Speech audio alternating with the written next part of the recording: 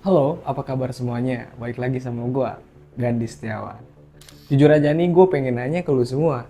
Pernah nggak sih lu, dalam seminggu itu lu bisa benci banget sama satu orang, tapi minggu depannya malah jadi ngefans? Aneh banget kan? Kayak nonton drama tapi plot twistnya cepet banget. Nah, perasaan roller coaster itulah yang kayaknya dirasain sama sebagian besar rakyat Indonesia pas ngelihat sosok Menteri Keuangan kita yang baru, Purbaya Yudi Sadewa. Gue inget banget pas hari pertama dia dilantik 8 September 2025. Timeline media sosial gue isinya hujatan semua, sumpah serapah, meme, petisi online, you name it, orang-orang udah siap nge-cancel dia seumur hidup. Tapi anehnya seminggu kemudian timeline gue berubah 180 derajat.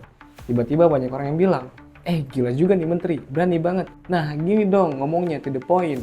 Bahkan ada yang bilang dia cowboy penyelamat.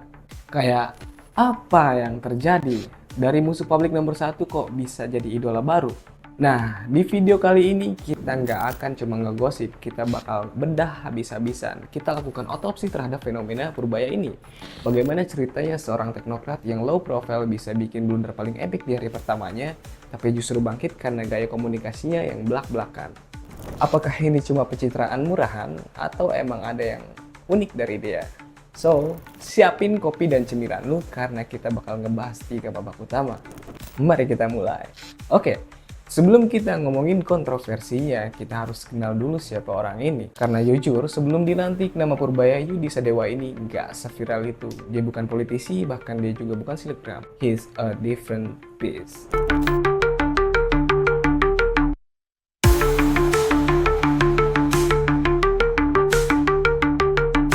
Purbaya ini lahir di Bogor 7 Juli 1964. Latar belakang pendidikannya udah bikin minder. Dia lulusan teknik elektro dari Institut Teknologi Bandung. Dan dia gak berhenti di situ aja.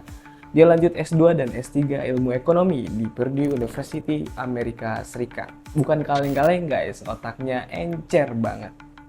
Karirnya juga unik. Awalnya tahun 89 dia kerja jadi field engineer di perusahaan teknologi minyak raksasa Schlumberger. Jauh banget dari ngurusin APBN kan. Baru di tahun 2000-an dia banting setir. Dia jadi ekonom senior.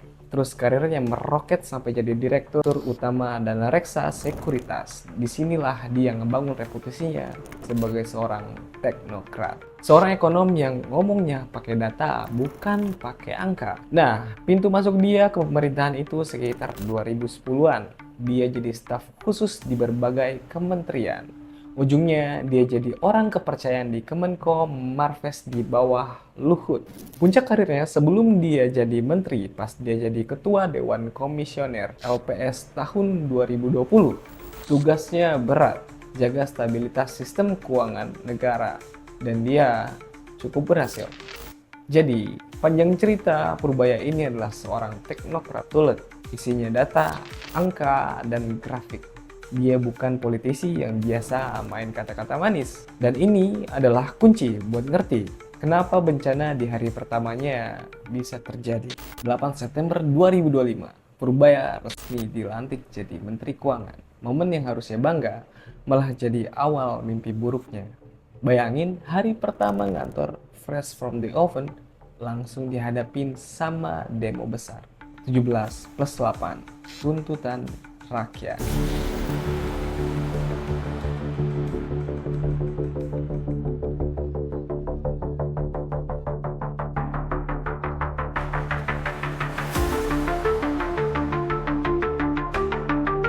Apa yang dilakukan Menku kita yang baru? Di depan wartawan, dia bilang gerakan itu adalah... Saya belum pelajari itu, tapi basically begitu. Itu kan suara sebagian kecil rakyat kita.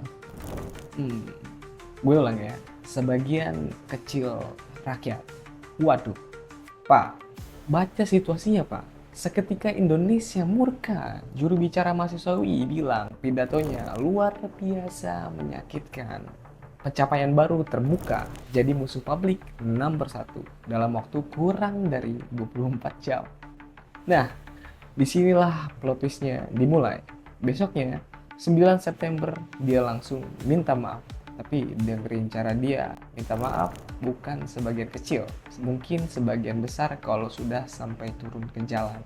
Dia juga ngaku Kaget karena ucapannya viral. Lihat bedanya, dia nggak ngeles. Dia salah, dia ngaku, dia koreksi. Simple. Gitu aja. Momen ini ternyata jadi titik balik yang nggak disangka-sangka. Setelah permintaan maaf itu, publik mulai ngelihat sisi lain dari Purbaya ini. Bukan arogansi, tapi mungkin kepolosan seorang teknokrat. Dan keberbedaan aslinya makin kelihatan pas dia rapat kerja sama DPR tanggal 10 September.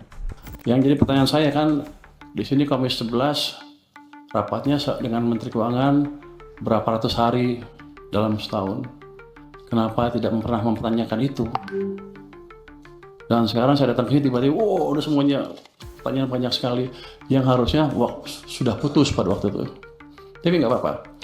Jadi ke depan yang saya lakukan adalah memperbaiki itu sebelum merubah yang lain-lain. Struktural lain kita bisa rubah, tapi quick win-nya di situ. Saya akan balik kondisi yang memburuk karena langkah kita sendiri. Oh gimana? Ya paling bagus kan percepat belanjaan. Oke, belanjanya cepat-cepat. Tapi yang kita tahu, itu nggak semudah membalik tangan. Di forum yang biasanya penuh basa-basi itu, Purbaya tetap jadi dirinya sendiri, belak-belakan tanpa filter. Diplomat sekelas Tantowi Yahya aja ngebela dia. Katanya Purbaya itu bicara bahasa pasar, lugas, dan justru itu yang dibutuhin sekarang. Dan ternyata publik setuju. Kita lihat datanya. Kantor berita Antara bikin analisis sentimen, hasilnya gila. Sentimen positifnya paling tinggi, sekitar 14,8%. Dan sentimen negatifnya malah turun dari 9% ke 6%. Ini suatu anomali guys. Apa yang terjadi? Terutama generasi muda kayaknya udah capek sama pejabat yang ngomongnya dipoles-poles. Blundernya di hari pertama justru jadi bukti otentikasi adanya. Dia seorang ekonom yang ngomong apa adanya. Jadi guys, cerita Bapak Purbaya ini lebih dari sekedar drama satu menteri aja. Ini cerminan dari apa yang publik kita mau sekarang. Dari teknokrat jenius jadi musuh publik dalam 24 jam. Sekarang malah jadi semacam rockstar cowboy di kabinet. Pelajaran paling gedenya apa? Mungkin di era sekarang, publik mendambakan otentisitas bahkan jika itu datangnya dari sedikit kecerobohan. Tentu perjalanan dia masih panjang. Kebijakan-kebijakannya masih harus kita lihat dampaknya. Tapi gue penasaran sama pendapat lu. Menurut lu gimana komunikasi cowboy kayak Purbaya ini? Bakal efektif dan tahan lama nggak ya di panggung politik kita yang penuh drama ini? Atau ini cuma fenomena sesaat aja? Drop opini lu di kolom komentar di bawah. Kita diskusi di sana. Dan selalu jangan lupa like, komen, dan subscribe. Nyalain juga loncengnya. Gua Gadis Setiawan cabut dulu. Peace.